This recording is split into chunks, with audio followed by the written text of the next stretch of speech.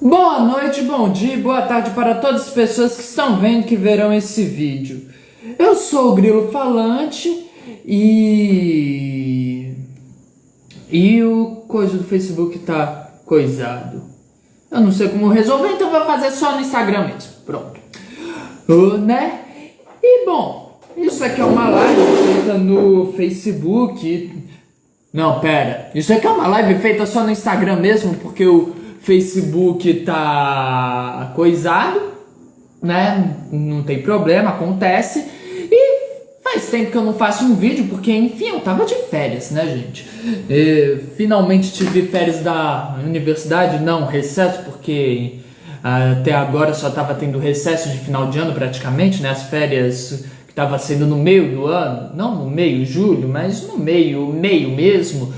Tinham praticamente só 2 semanas, né? Então finalmente estava de férias, estava curtindo e não fiz vídeos. Mas não tem problema, hoje a gente continua, né? Enfim, para quem não sabe, esses vídeos, né, são sobre a história da capoeira, contextualizada na história do Brasil, coisa e tal. E justamente... Pera aí, o computador tá meio na frente. E justamente o vídeo de hoje vai ser dando continuidade aos vídeos passados, né? Vai ser sobre... A gente nos últimos vídeos tem falado sobre a abolição da escravidão, né? O processo, né? Ou a gente estava começando a falar sobre isso, eu não sei, não lembro, faz tempo. Mas enfim, eu tava por aí, né? E no vídeo de hoje a gente ficou de falar sobre a Lei Eusébio de Queiroz, que proibiu o tráfico de escravos, né? No vídeo passado, que eu fui lá conferir, e a gente tinha falado principalmente sobre o processo que levaria à abolição do tráfico de escravos, né? Com a lei para inglês ver, que foi a primeira lei proibindo o tráfico de escravos no Brasil e que só serviu para inglês ver, né? Tanto que isso bem no sentido bem literal, né? Tanto que a expressão que é o negócio é para inglês ver vem justamente dessa lei aí, né? O nível da palhaçada que foi. Enfim, e então para relembrar para as pessoas que não se lembram, né? Do que foi falado no vídeo passado, porque nem eu lembro direito o que foi, né? Alguns pontos aqui importantes para a gente ter claro quando a gente fala de abolição da escravidão é que um ponto-chave é acabar com o tráfico de escravos. Porque se você não tem mais escravos chegando, como é que você vai ter mais escravos, né? Como é que você vai manter a quantidade de escravos que você tinha? Porque o problema do escravo é que ele morre, né? Aí você pode inocentemente pensar, mas até morrer vai levar uns 20, 30 anos, né? O tempo de uma vida humana da época. Só que o tempo da vida humana da época, né, era a expectativa de vida devia ser isso mesmo, porque enfim, a gente está falando do Brasil colônia, né? Antes do onda higienista. Então as pessoas não deviam viver tanto tempo assim, né? Ou na verdade até deviam, quem morria mesmo eram as crianças, né? Mas, enfim, isso é uma outra questão, né? Mas a média de vida de um escravo era 7 anos, e dependendo da função que estivesse exercendo era menos, né? Tinha função trabalhando em mina, por exemplo, que não durava 1 ano, né? Então assim, e isso da média de vida baixa tem a ver com todos os maus tratos, tem a ver com todos os absurdos, todas as condições subhumanas a que essas pessoas estavam sujeitas, né? Que a gente vem conversando aí desde sempre. E no caso, isso, como a gente vai ver, não vai melhorar com o final do tráfico de escravos, né? E essa coisa também, a segunda coisa que a gente tem que ter em mente é que essa história dos ingleses como as pessoas mais humanitárias do planeta que estavam determinados a acabar com o tráfico de escravos, com a escravidão do mundo inteiro, ou por serem pessoas muito boas e evoluídas, também é uma coisa, essa é a maior balela de todas, né? Como A gente conversou no vídeo passado, né? Os ingleses aboliram o tráfico das suas colônias só em 1807. E de 1807 até 47, no Congresso inglês sabendo, foram traficados 5 milhões de escravos africanos para as colônias inglesas, né? Então, assim, essa história de que os ingleses eram gente do bem é balela mesmo. Enfim, então isso na verdade tem a ver com toda uma ideia que os ingleses tinham, não de progresso, mas de dominar o mundo, né? A ideia deles era essa, acabar com as economias alheias e dominar o mundo, né? E tanto é que se ingleses fossem tão humanitários assim, né, não se teria tido os horrores aí do neocolonialismo em colônias inglesas, não se teria tido tanto na África quanto na Ásia, né, e isso final do século XIX, século XX, né, então essa coisa de ingleses humanitários não existe. Então, aí a gente vai ter um longo processo de discussões até que os conflitos lá do sul, né, as ameaças do Rosas e o Oribe na Guerra Grande, que eu já conversei aqui, né, vai acabar levando o Brasil a aprovar a Lei Eusébio de Queiroz em 4 de setembro de 1850. E aí eu falei que a gente ia conversar nesse vídeo sobre quem foi o Eusébio de Queiroz, Coutinho Matoso Câmara, porque esse é um cara essencial na história da capoeira, né? Esse é um cara muito importante na história da capoeira, mas não foi um cara legal, né? Olha, assim, um cara que... Ai, quem dera tivesse vivo pra matar ele de novo, né? Porque ele foi o primeiro chefe de polícia, né? Já começa daí, né? Primeiro chefe de polícia no sentido de o cargo de chefe de polícia não existia até 1833 quando ele foi nomeado, né? Antes disso o cargo era chamado de intendente, né? E segunda coisa, o cara era genial nessa coisa de controle social, né? Pra acabar com todas as coisas que não deviam existir num país de bem. Tipo, candomblé, capoeira, samba, preto que quer ficar parado no meio da rua conversando com outro preto, né? Esse tipo de coisa, né? Que não existe em países civilizados, né? Então, nas décadas de 30 e 40, ele vai começar a sistematizar, de fato, a maneira da polícia agir para além de uma questão só de força bruta, que era o que era usado até então. Então, em 1835, né, vai começar a ser relatado quem que eram os capoeiras e não apenas foi preso capoeira da tal malta, né? Não, agora vai começar a ter nos registros policiais qual que era o nome dos capoeiras, né, de maneira sistemática. Vai começar a ter informantes negros espalhados pela cidade, inclusive o Riscadinho vai ser um deles, né? O Riscadinho que eu já falei em um vídeo aqui, né?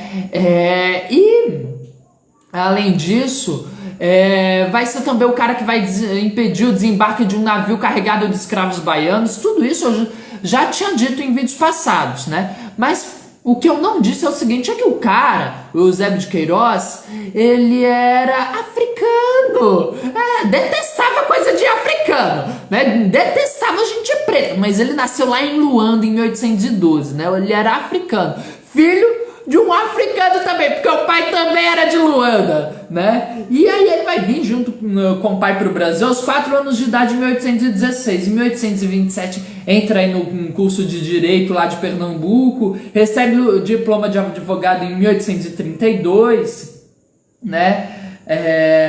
E aí em 7 de novembro de 1832, aos 20 anos, ele já recebe o cargo de juiz do crime da freguesia de Sacramento, que era uma freguesia extremamente importante, porque era uma freguesia central para os negros, né? E é uma coisa impressionante para quem acabou de sair da faculdade, né? Mas assim, e por acaso, mas só por acaso, né? Eu aposto que uma coisa não tem nada a ver com a outra, né? O pai dele tinha um cargo no Supremo Tribunal de Justiça, né? Mas, enfim, apenas coincidências, né? Imagina que o Brasil vai ter coisa de nepotismo, tipo, sei lá, um desse presidente que queria botar o filho no cargo aí de embaixador nos Estados Unidos, né?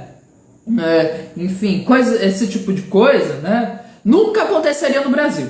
E, enfim, em março de 1833 ele se torna juiz de direito, em 27 de março de 1833 se torna chefe de polícia, né, além de ser um dos 3 juízes de direito, que além de tudo isso quer dizer que ele presidia no júri, né, então ele prendia e estava no júri, e enfim, ele vai estabelecer essa rede de inteligência, né, vai começar a investigar e ficar tentando antecipar assim, um grande levante de escravos em 1836, né, que é por conta lá da revolta dos malês da Bahia, né, até assim 1836, quando esse medo aí começa a sair da cabeça da elite, né, ele vai restituir o açoitamento público, né, como eu disse, é um cara que é uma pena que não esteja vivo pra gente matar de novo, né? Que essa coisa do açoitamento público é uma coisa que eu já disse aqui, né? Ela tem a ver com medo. Você se açoitar alguém publicamente é você encher para causar medo, né? Pra pessoa, porque uma punição que é escondida é uma punição que não existe. Agora você vê a punição acontecendo, né? Isso é uma coisa muito pesada, né? Faz a pessoa pensar 2 vezes, né? E ele vai ser o cara que vai acabar com o Limbambo, né? Para tirar o movimentação dos escravizados, porque essa coisa do Limbambo, o que acontece? O povo tava preso, aí ia sair todo mundo acorrentado, né? No Limbambo. E para fazer atividades aí pela cidade obrigatórias, né, com os policiais olhando, né? Só que aquilo, esses soldados de baixa patente, os capoeiras eram tudo amigos, escravos, presos eram tudo amigos. Então o povo fugia do Limbambo, né? Saía assim do Limbambo, voltava sem a pessoa voltava um dia depois, né? Tinha gente que conseguia limar a corrente do Limbambo e fugia. Né? Então esse Limbambo aí, né, ele acabou com isso para tirar o movimento das pessoas que estavam prisioneiras, né? E no dia 17 de abril de 1834, né? Então assim, para vocês terem ideia da importância desse cara na história da capoeira, né? A importância maligna que ele teve, né? A gente vai ter um comerciante sendo assassinado, Joaquim José Alves, né, por um preto capoeira. E o Eusébio vai prender em uma semana só 31 capoeiras, né, por conta disso aí, né. Então, a gente vai ter um aumento das atividades de Malta até o retorno de rumores da rebelião escrava em dezembro de 1841, né, e o parlamento vai votar por uma medida centralizadora, né, vai tirar parte do poder dos juízes de paz e vai transferir para o chefe de polícia. Né? Então o Eusébio tem ainda mais poder em suas mãos, né? E ele também é o cara que, como eu já disse, começou a recrutar de maneira sistemática, né? Boa noite. Recrutar de maneira sistemática Vixe, fugiu aqui da cabeça. Sim, os capoeiras para fazerem parte do exército. Foi um tiro no pé, como eu já contei aqui num vídeo falando sobre as capoeiras e a Guerra do Paraguai, né? Agradeço muito. E aí, como eu disse, esse africano que não gostava de preto, além de tudo, olha que cara legal, né? Tá vivo, para continuar vivo, né? Que morreu, infelizmente, né? Ele foi membro fundador do Partido Conservador, gente! O nível do cara, né? Então assim, ele vai ser eleito várias vezes deputado na Câmara, né? Então ele era muito estimado entre a elite política da época, conservadora principalmente, né? Porque vai ter toda essa participação como chefe de polícia, né? E em 29 de setembro de 1848 ele se torna ministro da Justiça quando aprova a lei que de fato proibiu o tráfico de escravos no Brasil, né? Por isso, Lei Eusébio de Queiroz, né? E aí isso é uma coisa interessante da gente perceber, porque, né, peraí, esqueci, sim, porque é aquilo, né, os capoeiras tiveram uma grande participação na política do Brasil e vai começar com eleições, né, que me fugiu agora a data, mas eu descubro rapidamente enquanto aqui vou falando aí em questão, em que foi apoiado o Partido Conservador, né?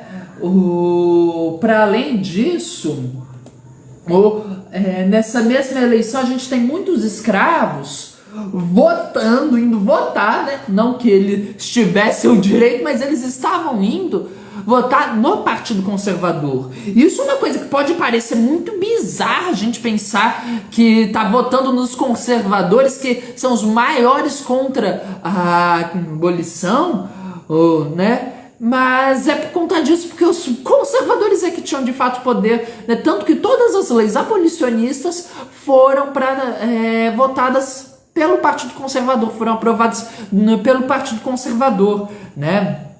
A eleição de 1872, né? Então, assim, não apenas o Eusébio de Queiroz, mas o ventre livre, né? Então, não é uma coisa a ser estranhada, não é uma coisa contraditória os capoeiras terem apoiado primeiramente o Partido Conservador e depois se aliado aí às outras maltas, acho que eram os Guaiamuns, agora esqueci qual que é qual, mas enfim, ao Partido Liberal. Não é estranho a gente pensar que a população dava mais apoio aos conservadores, né? Era por conta disso. E assim, essa lei não foi lá as mil maravilhas, né?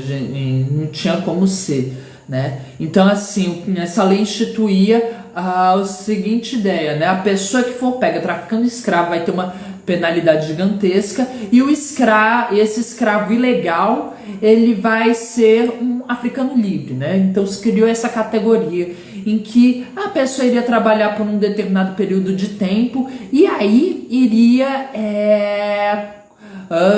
para pagar a passagem de volta para a África, e uma vez que tenha trabalhado esse período de tempo, iria voltar para a África, né?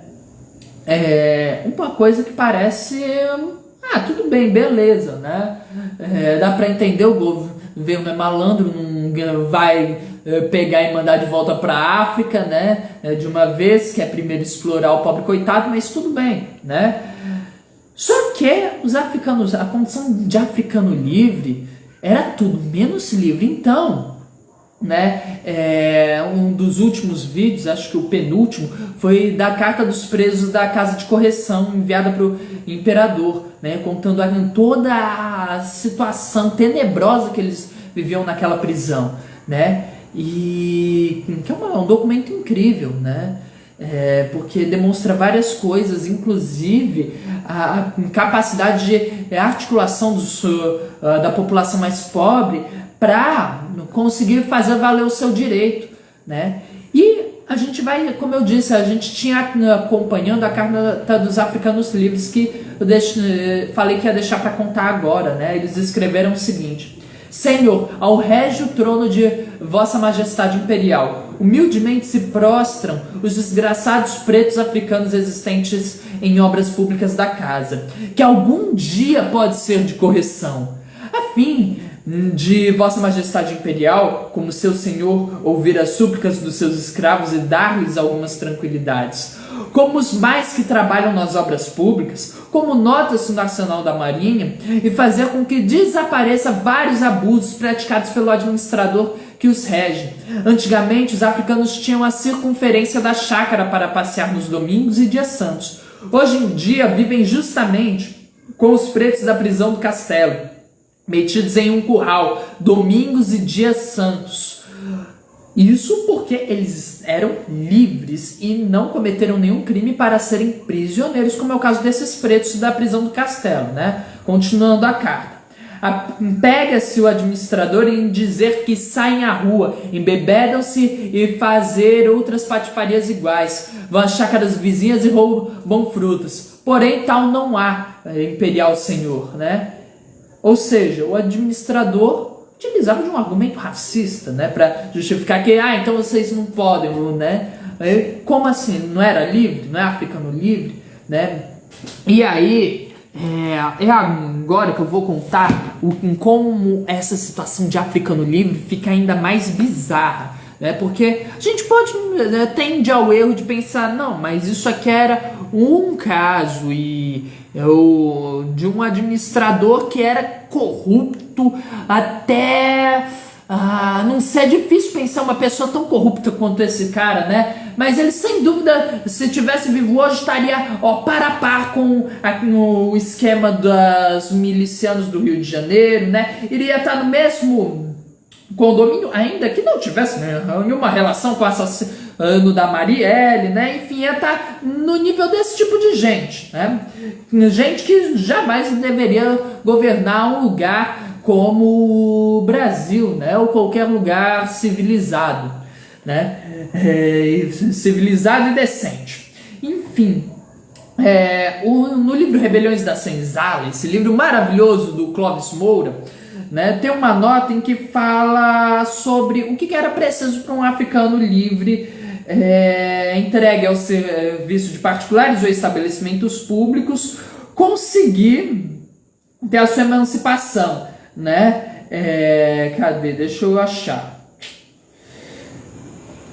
Pronto, aqui ó. Primeiro, pedir ao escrivão dos africanos a certidão demonstrativa de que é passado o lapso do tempo, né? Porque o monte passava anos e anos após o tempo que deviam estar servindo, o povo não liberava, né?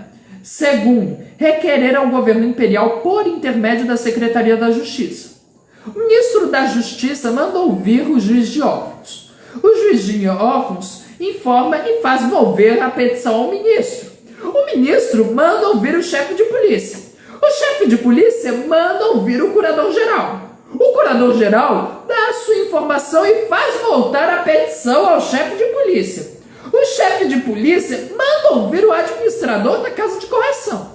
O administrador da casa de correção informa e faz voltar a Secretaria da Justiça.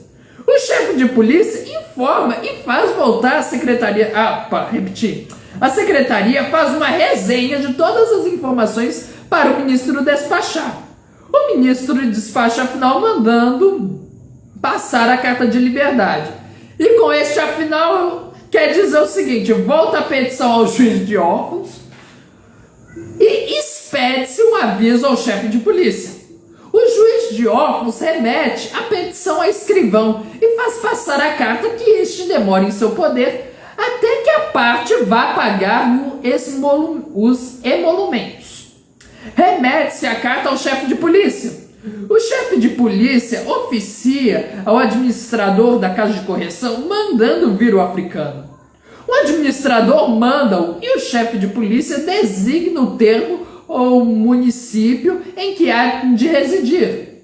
O chefe de polícia da corte oficia ao da província a que pertence o termo designado e remete-lhe o africano acompanhado de carta. O chefe de polícia da província oficia remetendo o infeliz e a sua carta à autoridade policial no lugar para onde o chefe de polícia aprove designar o degredo do homem livre e não condenado por crime algum. E assim, gente, diz o seguinte aqui: depois de todo o trabalho de despesas feitas com procuradores ou veículos para que a petição não ficasse sepultada no mare magnum de nossas repartições, o mísero africano consegue ser banido do lugar em que residiu por 10, 15, 20 anos, em que adquiriu raízes, em que começou a preparar-se o seu futuro e os seus interesses, né, gente? Isso aqui é o que estava dizendo o Diário do Rio de Janeiro de 1863. Então, gente, essa era a palhaçada, né? praticamente aquela música de capoeira, né? Tira daqui, bota ali, e dali lá, de lá pra cá, e dali lá, né? Muita gente pensa que Dalila é uma pessoa, mas não, é dali lá, ó. Tira daqui, bota ali, dali lá, de lá pra cá, dali lá, né? É praticamente isso, vai uma coisa indo pra outra sem fim, gente. Então assim, né? Isso daí que era o Africano Livre. Era assim que o Africano Livre fazia para conseguir sua liberdade. Como pode ver, é um processo bem simples e nada demorado, né, gente? E é aquilo.